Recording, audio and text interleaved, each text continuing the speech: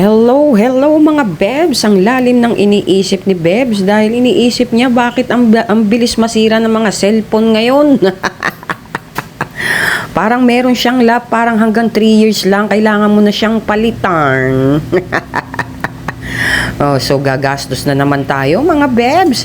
At eto nga, nandito kami sa Abenson para tumingin ng cellphone ni Junakis at hindi na siya gumagana. Ano ba yan?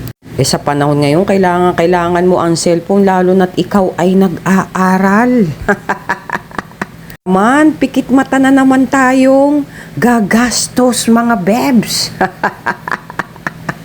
At syempre kasama na naman natin si Mr. Nonchalant.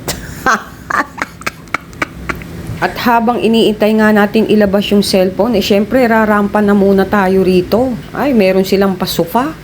At napakaganda ng sopa nila rito para sa mga nag-iintay na customer.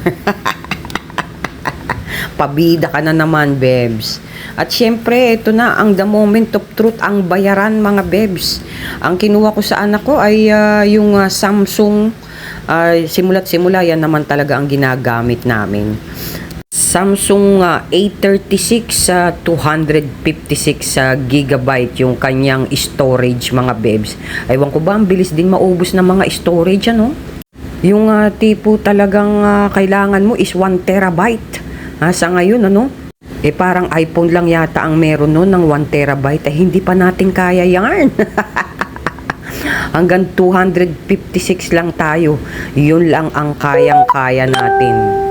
At syempre pagkatapos niyan ay kumain na muna kami dito sa KFC.